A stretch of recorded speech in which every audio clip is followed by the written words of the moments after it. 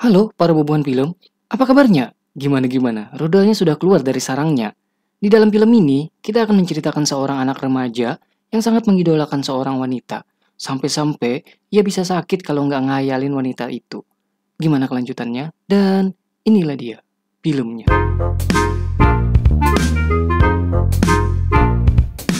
Di awal film, pada masa Perang Dunia Kedua, nampak seorang anak bernama Renato yang sedang dibelikan sepeda oleh orang tuanya. Setelah mendapatkan sepeda itu, ia langsung bergegas menemui teman-temannya.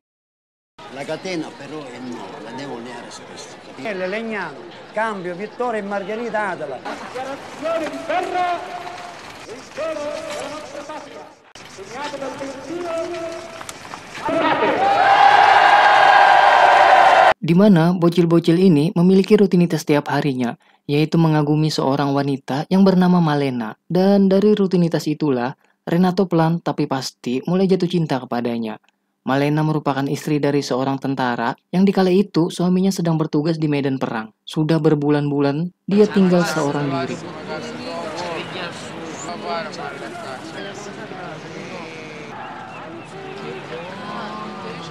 Sesudah Malena lewat, mereka pun bergegas pindah tempat lainnya. Yang ternyata di tempat itulah rute yang biasa Malena lalui untuk menuju ke pusat kota.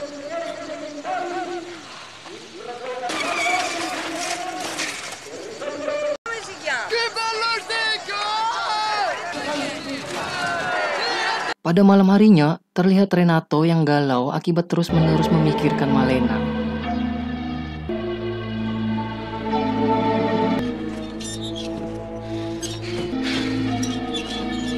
Lantas esok paginya, ia memutuskan bolos dari sekolah dan menuju ke rumah Malena. Di sana ia habiskan harinya hanya duduk menatap rumah Malena, hingga ia menghayal dipanggil Malena dan meminta tolong untuk membelikan sesuatu.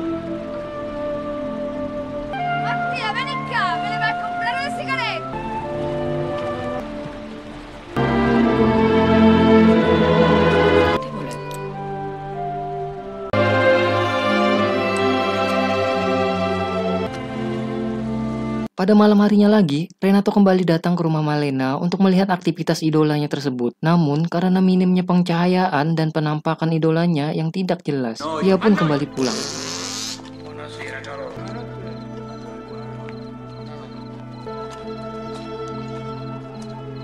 Esoknya, Renato kembali mengintip Malena berbekal teropong dan langsung menghayal tentang Malena bersama dengan dirinya.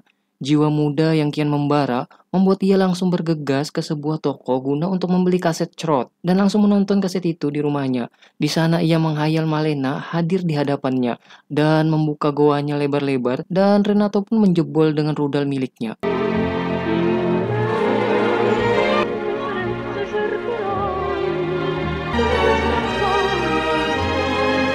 Esok harinya, Renato dan kawan-kawan kembali melakukan rutinitas seperti biasanya. Ketika Malena sudah jauh masuk ke pusat kota, Renato pun kemudian izin pamit pulang ke rumah kepada teman-temannya itu.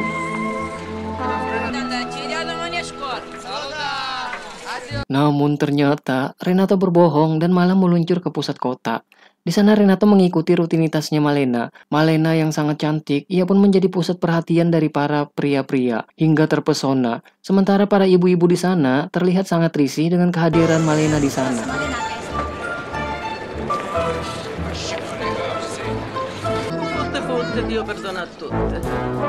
Malam harinya, Renato yang tidak kuat terus-terusan memikirkan Malena langsung olahraga tangan di atas ranjang hingga membuat gempa lokal dan membangunkan orang tuanya.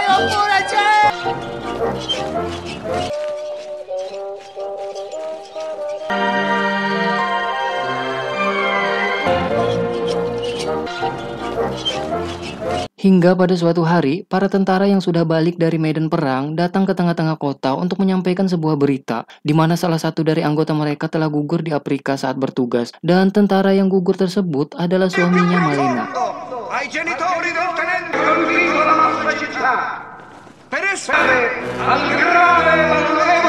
Bukannya bersedih, para laki-laki di sana bersorak-sorak gembira sangat bahagia saat mendengar berita sedih itu yang menandakan berarti Malena kini telah resmi menjadi seorang janda.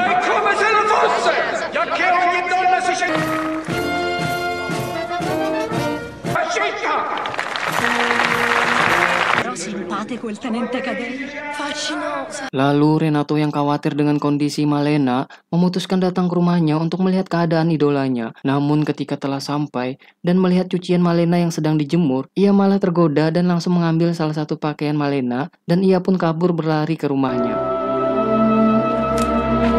Ketika telah sampai di rumah, Renato sangat bahagia sekali mendapatkan pakaiannya Malena hingga mencium aromanya sambil olahraga senam jari di atas ranjang.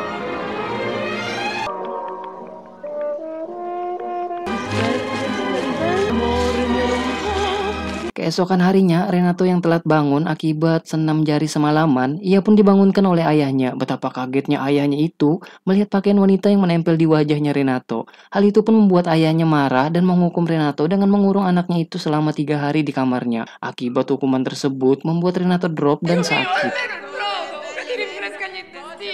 Kemudian orang tua Renato memanggil dokter untuk memeriksa kesehatannya Renato. Setelah diperiksa dokter, ia pun mengatakan jika Renato ini tak apa-apa dan hanya butuh healing-healing keluar rumah. Mendengar hal itu, ayahnya pun mengizinkan Renato untuk keluar rumah.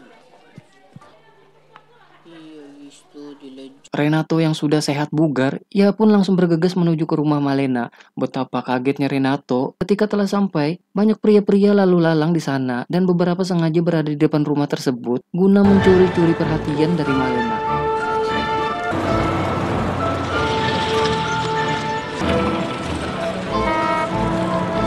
Malam harinya, Renato kembali mengintip ke rumahnya Malena. Kini ia melihat idolanya itu sedang berduaan dengan seorang tentara. Saat tentara itu pulang, ia terlihat bertengkar dengan pria lain yang berniat untuk bertemu dengan Malena. Keributan itu pun membuat polisi datang untuk mengamankan mereka berdua.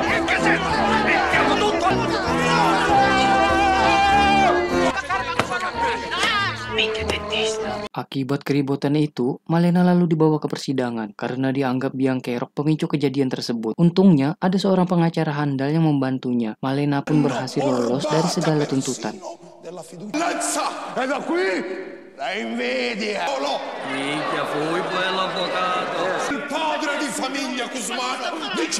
Pada saat malam harinya, pengacara itu datang ke rumah Malena untuk meminta bayaran jasanya. Karena uang yang Malena berikan tak cukup, ia meminta agar dibukakan goanya yang indah itu, agar ia bisa dengan mudah memasukkan rudalnya tersebut.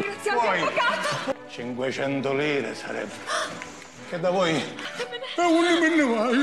Una gioia. Singkat cerita, peperangan pecah hingga berimbas ke kota mereka dan membuat tentara Jerman menduduki kota tersebut. Malena yang sudah putus asa karena sudah tak memiliki uang, kini terpaksa buka goanya untuk mencukupi kebutuhan sehari-hari.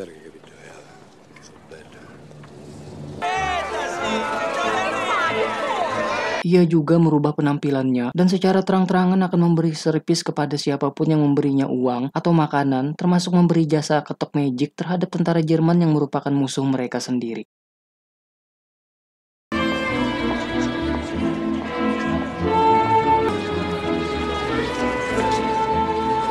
Hal itu membuat Malena dicap sebagai wanita pengkhianat oleh warga setempat. Sementara itu, Renato yang sudah tak kuat melihat keadaan dari Malena, kini ia terjatuh sakit.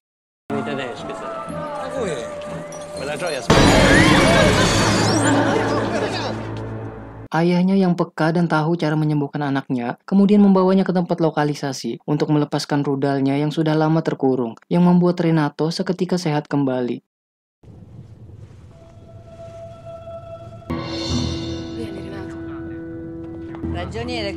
Beberapa hari kemudian, perang yang terjadi kini sudah berakhir. Malena yang sudah dicap sebagai pengkhianat lalu diusir oleh para warga dari kota tersebut.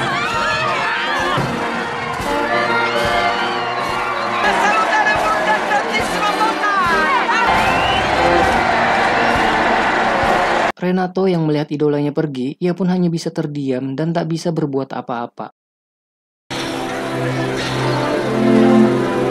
Lalu, pada suatu hari, suami Malena datang, di mana ia yang dikabarkan telah gugur di medan perang, ternyata masih hidup. Ketika ia pergi ke rumahnya, betapa kagetnya ia melihat tempat tinggalnya berubah menjadi tempat pengungsian korban perang di sana.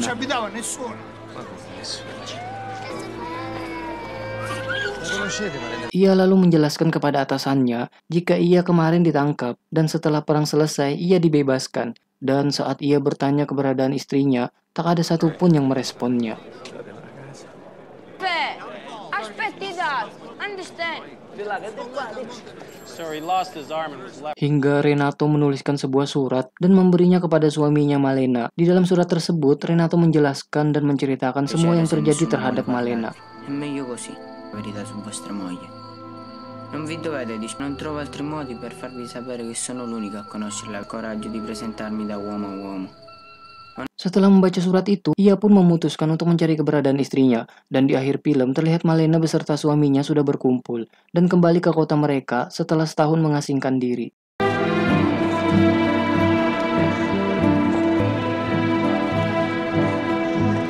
Akan tetapi, di kota itu, Malena telah dipandang jelek dan dicap sebagai aib kota tersebut.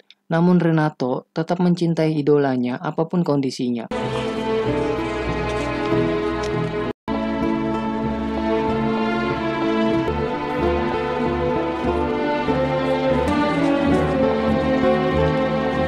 Hingga suatu hari, dalam perjalanan Malena pulang dari berbelanjanya, buah-buahannya terjatuh, namun tak ada yang menolongnya. Hingga Renato yang melihat hal itu, kemudian datang menolong Malena. Saat selesai mengumpulkan buah tersebut, Malena kemudian mengucapkan terima kasih, hingga membuat Renato sangat bahagia sekali. Karena setelah sekian lama menjadi pemuja rahasianya, barulah saat itu, untuk pertama kalinya ia bisa berdekatan dengan Malena. Dan film pun selesai. Tamat, ending yang sangat mencangkulkan. Gimana filmnya? Sungguh sangat mengengkengkan, bukan? Tapi kalau dilihat dari film ini, kita dapat menyimpulkan bahwasanya janganlah suka menghayal Maria Ozawa.